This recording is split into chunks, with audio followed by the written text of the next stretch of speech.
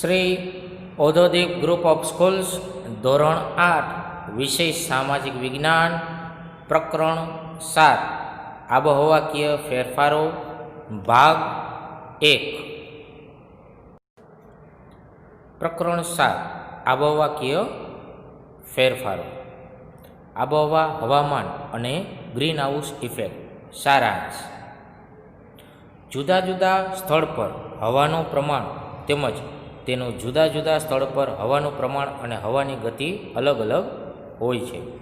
ઉપરાંત રોજિંદા જીવનમાં ઠંડી ગરમી કે વરસાદમાં થતા ફેરફારને વાતાવરણમાં થતા ફેરફાર તરીકે ઓળખાવીએ છીએ. વાતાવરણમાં થતા એકાએક ઘટાડો કુદરતી હવાની સાથે સાથે માનવ સર્જિત પણ છે. લોકો દ્વારા થતી પ્રવૃત્તિઓની અસર વાતાવરણ પર પડે છે. સૈદ્ધાંતિક સમજ વાતાવરણમાં થતા ફેરફારને સમજવા માટે કેટલીક સંકલ્પનાઓ સમજવી જરૂરી છે, જે નીચે મુજબ છે. જેમ કે સૌ પ્રથમ વાતાવરણ એટલે શું? વાતાવરણ પૃથ્વીની ચારે બાજુ વીંટળાઈને આવેલા હવાના આવરણને વાતાવરણ કહેવામાં આવે છે. આબોહવાના ફેરફાર વૈશ્વિક તાપમાન વધવાથી તાપમાન, પવનની દિશા અને ભેજ વગેરેમાં જે ફેરફાર થાય છે તેને આબોહવાના ફેરફાર કહેવામાં આવે છે. હવામાન કોઈપણ પ્રદેશના તાપમાન, ભેજ અને વરસાદની ટૂંકા ગાળાની સરેરાશ સ્થિતિને એટલે હવામાન. આબોહવા કોઈપણ પ્રદેશના 35થી વધારે વર્ષોના સરેરાશ તાપમાન, ભેજ અને વરસાદની સરેરાશ સ્થિતિ એટલે આબોહવા. આપેલ સંકલ્પનાઓ જો સંતુલન રહે તો વાતાવરણ પર કોઈ ફેરફાર જોવા મળતો નથી. પરંતુ જો હવામાન કે આબોહવા કોઈ માનવસર્જિત કારણોસર ફેરફાર થાય તો તે ઘણો ઘાતકી સાબિત થાય છે. જેમ કે તેના દ્વારા ઉદ્ભવતી ગ્રીનહાઉસ ઇફેક્ટ.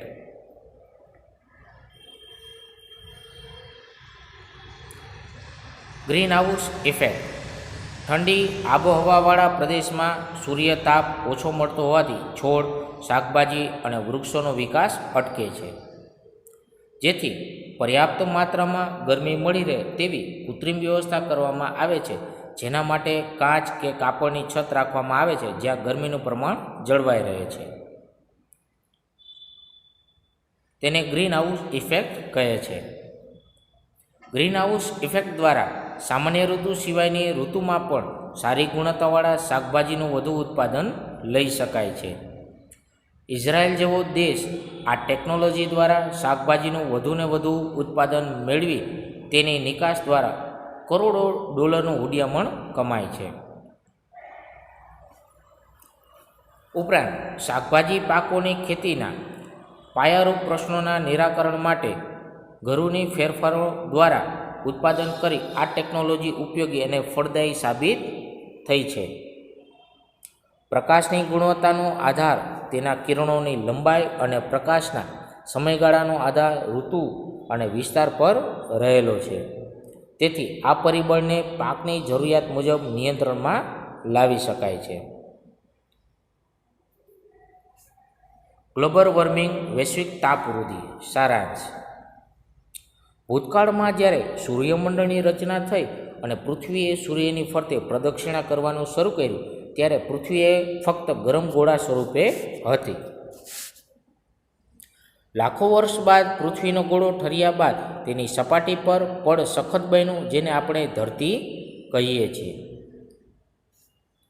પૃથ્વી પર વર્ષો સુધી જ્વાળામુખીઓ ફાટવાથી વરસાદ અને બાષ્પીભવનની ઘટમાળ ચાલી, જેના દ્વારા સમુદ્રો બન્યા. સૈદ્ધાંતિક સમજ પૃથ્વી પરના કાર્બન ડાયોક્સાઇડ પાણીમાં દ્રવ્યો હોવાના કારણે સમુદ્રમાં અને કાર્બોનેટ ખડક સ્વરૂપે પૃથ્વીના પેટાળમાં દબાઈ જાય છે.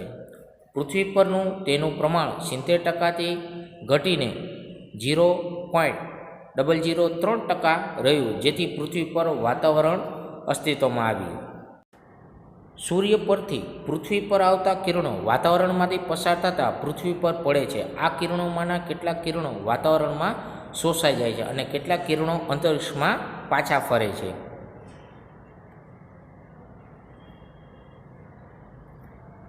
પૃથ્વી પર એક ધારા વાતાવરણને પરિણામે ઋતુઓ શક્ય બની અને એક કોષી જીવથી લઈ માનવી સુધીનું જીવન એ સરળ બન્યું. ઔદ્યોગિક યુગમાં માનવીએ જાણે કુદરત સાથે હરીફાઈ શરૂ કરી. પેટ્રોલિયમને બેફામ વપરાશ, વીજ ઉત્પાદન માટે કોલસો બાળીને મોટા મોટા કારખાનાઓ માટે બળતણના ઉપયોગ દ્વારા પૃથ્વી પર કાર્બન ડાયોક્સાઇડ અને ઝેરી વાયુનું પ્રમાણ ભયજનક કક્ષાએ લાવીને મૂક્યું છે, જેને આપણે ગ્લોબલ વોર્મિંગ તરીકે ઓળખતા થયા છીએ. ગ્લોબલ વોર્મિંગ એટલે પૃથ્વીના વાતાવરણને ગરમ કરનારી green house effect. Green house effect એટલે કે સૂર્યના કિરણો સાથે આવતી ગરમીને વાતાવરણમાં આવ્યા પછી પૃથ્વી પર અથડાઈને પરિવર્તન પામી પાછી અવકાશમાં જવા ન દેવાય તેવી સ્થિતિ. પૃથ્વીના તાપમાનમાં થતો વધારો. સારાંશ: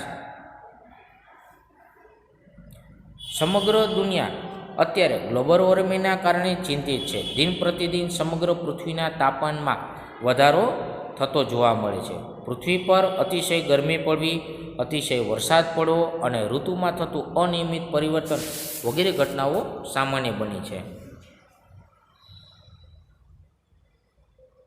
પૃથ્વીના તાપમાનમાં થતો વધારો. સારાંશ: સમગ્ર દુનિયાથી અત્યારે ગ્લોબલ વોર્મિંગના કારણે ચિંતિત છે અને દિન પ્રતિદિન સમગ્ર પૃથ્વીના તાપમાનમાં વધારો થતો જોવા મળે છે. પૃથ્વી પર અતિશય ગરમી પડવી, અતિશય વરસાદ પડવો અને ઋતુમાં થતું અનિયમિત પરિવર્તન વગેરે ઘટનાઓ સામાન્ય બની છે.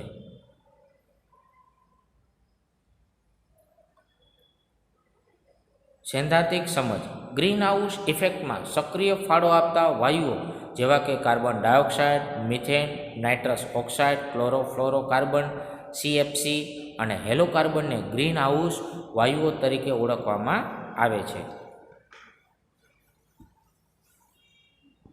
પૃથ્વી પરના તાપમાનમાં છેલ્લા 100 વર્ષોમાં 0.6 અંશ સેલ્સિયસનો વધારો થયો છે. જુદા જુદા વાયુઓનું પ્રમાણ જેવા કે કાર્બન ડાયોક્સાઇડ 64%, ક્લોરોફ્લોરોકાર્બન 65%, મિથેન 10% અને હેલોકાર્બન 0.5%નો સમાવેશ થાય છે. આમ વિશ્વનો દરેક માનવી 4.5 મેટ્રિક ટન CO2 છોડે છે, એટલે કાર્બન ડાયોક્સાઇડ. આજથી 100 વર્ષ પહેલાં CO2 275 ppm હતો, આજે 350 ppm થયો છે. ppm એટલે પાર્ટ પર મિલિયન, 10 લાખનો એક ભાગ, એટલે કે 0.28%, તો 228 ppm કહેવાય. સૈદ્ધાંતિક સમજ: પૃથ્વીને ગરમ કરવામાં જવાબદાર પરિબળો. સ્થળ, વસ્તુ: થર્મલ પાવર મથક 200 મેગાવોટ. સમય, વાર્ષિક. ગ્રીન હાઉસને અસર કરતા ઉત્સર્જનનું પ્રમાણ 9 લાખ ટન. સ્થળ, વસ્તુ: મોટર 9 લાખ ટન, વાર્ષિક 17 કરોડ ટન. સ્થળ, વસ્તુ: એસી સરેરાશ 2 કલાક. સમય 24 કલાક. ઉત્સર્જનનું પ્રમાણ 2230 કિલોગ્રામ. સ્થળ, વસ્તુ: ટીવી. સમય 24 કલાક. ઉત્સર્જનનું પ્રમાણ 190 કિલોગ્રામ. સ્થળ, વસ્તુ: ટ્યુબલાઇટ. સમય 24 કલાક. ઉત્સર્જનનું પ્રમાણ 88 કિલોગ્રામ. સ્થળ, વસ્તુ: કોમ્પ્યુટર. સમય 24 કલાક. ગ્રીન હાઉસનું ઉત્સર્જનનું પ્રમાણ 130 કિલોગ્રામ. સ્થળ, વસ્તુ: ફ્રીજ. સમય 24 કલાક. ઉત્સર્જનનું પ્રમાણ 920 કિલોગ્રામ. વર્લ્ડ મટીરિયોલોજિકલ ઓર્ગેનાઇઝેશન એટલે કે WMO વિશ્વ હવામાન સંસ્થાના મત પ્રમાણે ઈસવીસન 1850થી ઈસવીસન 2000ના વર્ષનું સમુદ્ર અને જમીન સપાટી પરનું સંયુક્ત તાપમાન 31 અંશ સેલ્સિયસ હતું, જે ઈસવીસન 1961થી ઈસવીસન 1990ના ગાળાના સરેરાશ તાપમાન કરતાં વધારે હતું. જુદા જુદા ગ્રીન હાઉસ વાયુઓ. 1. Methane CH4. મિથેન એક રાસાયણિક સંયોજન છે. ઓક્સિજનની હાજરીમાં મિથેનને બાળતા કાર્બન ડાયોક્સાઇડ અને પાણી છૂટા પડે છે. ઈસવીસન 1750માં 315 ppmમાંથી ઈસવીસન 2005માં 1764 ppm જેટલો આશ્ચર્યજનક વધારો નીચે પ્રમાણેના કારણો મુજબ થયો છે.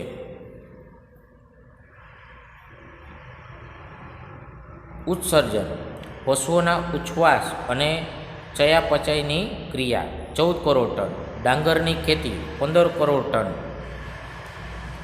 સેન્દ્રિય કચરો સળવાથી 7 crore ton, nitrous oxide N2O. ખાતરના ઉપયોગ સહિત કૃષિને લગતી થતી પ્રવૃત્તિઓને પગલે વાતાવરણમાં નાઇટ્રસ ઓક્સાઇડનું પ્રમાણ વધે છે, જે 270 ppmથી વધીને અત્યાર સુધીમાં 319 ppm જેટલું થયું છે.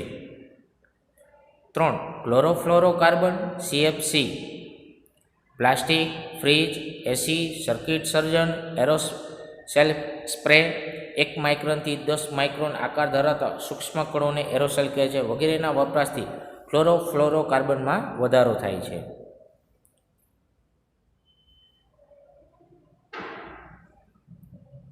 એક વ્યક્તિ દ્વારા પ્રતિદિન જે વસ્તુનું ગ્રહણ કરવામાં આવે છે તેમાં લગભગ 80% વાયુઓ હોય છે.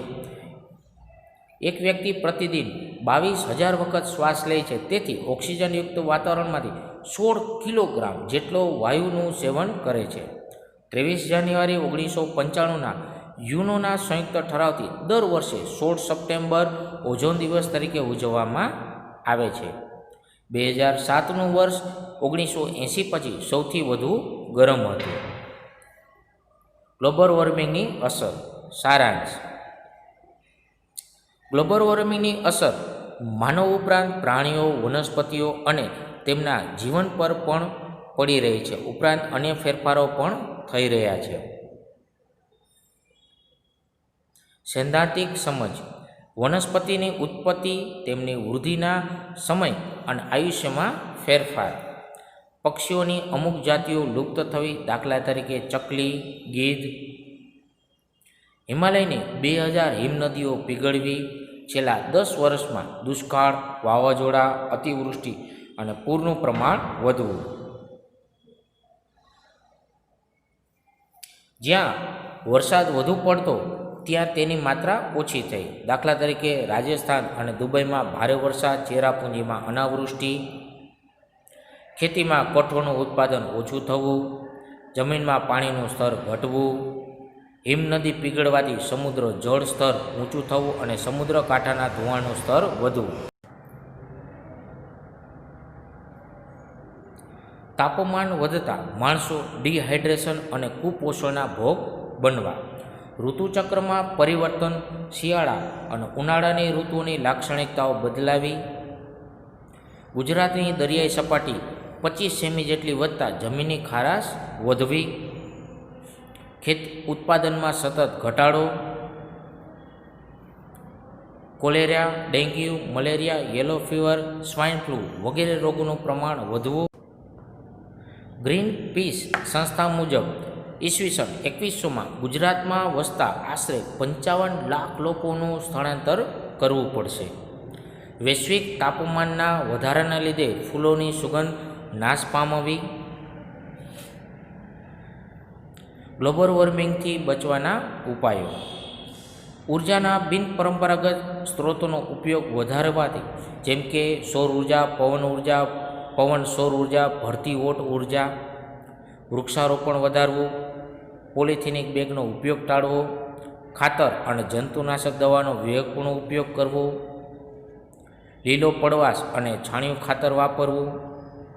ઘર ઉપયોગી સાધનોનો વિવેકપૂર્ણ ઉપયોગ કરવો. પરિવહનના સાધનોનો વિવેકપૂર્ણ ઉપયોગ કરવો. ઇકો ફ્રેન્ડલી કાગળનો વપરાશ વધારવો. પેટ્રોલિયમ પેદાશોનો વિવેકપૂર્ણ ઉપયોગ કરવો. વરસાદી પાણીનો સંગ્રહ કરવો. CNGનો વપરાશ વધારવો. માનવ દ્વારા જે કાગળનો ઉપયોગ થાય છે તે 1 ટન કાગળ બનાવવા 4400 કિલોવોટ વીજળી, 30,000 લીટર જેટલું પાણી અને 11 વૃક્ષોના લાકડાનો માવો વપરાય છે. પર્યાવરણનું રક્ષણ કરતા વૈશ્વિક નીતિ. માનવીય પ્રવૃત્તિઓને કારણે થતું પર્યાવરણને નુકસાનની સમજ સમગ્ર વિશ્વને સમજાવવા ઈસવીસન 1972માં સ્વીડનના પાટનગર સ્ટોકહોમ ખાતે અને ત્યારબાદ બ્રાઝિલની રિયો ડી જનેરોમાં બેઠક બોલાવવામાં આવી. ગ્લોબલ વોર્મિંગ સંદર્ભે વિશ્વ સ્તરે ડિસેમ્બર 2009માં ડેનમાર્કની રાજધાની કોપનહેગનમાં એવું નક્કી થયું હતું કે વિકસિત રાષ્ટ્રો કાર્બન કટ સ્વીકારતા નથી. ગ્રીન હાઉસને અસર કરતા ઉત્સર્જન વાયુ ઘટાડવાની નીતિ. જ્યારે વિકાસશીલ રાષ્ટ્રો ગ્રીન હાઉસને અસર કરતા વાયુ ઉત્સર્જન ઘટાડવામાં દબાણ કરે છે. વિકાસશીલ દેશોના વિકાસ માટે $100 અબજ સહાય તેમજ આ બેઠક દરમિયાન 45 દેશોના 59 જેટલા સંશોધન પેપર્સ દ્વારા દુનિયાના નેતાઓને આ વૈશ્વિક સમસ્યાથી વિચારતા કરવામાં આવ્યા. વિશ્વમાં સરેરાશ નાગરિક 4.5 મેટ્રિક ટન, ભારતનું નાગરિક વાર્ષિક સરેરાશ 1.2 મેટ્રિક ટન તેમજ અમેરિકાનું નાગરિક 20.6 મેટ્રિક ટન કાર્બન વાયુ ઉત્સર્જન કરે છે, જે પર્યાવરણ માટે ભયજનક સ્થિતિ કહેવાય છે. વિદ્યાર્થીઓ, આ પ્રકરણ અહીં સમાપ્ત થાય છે.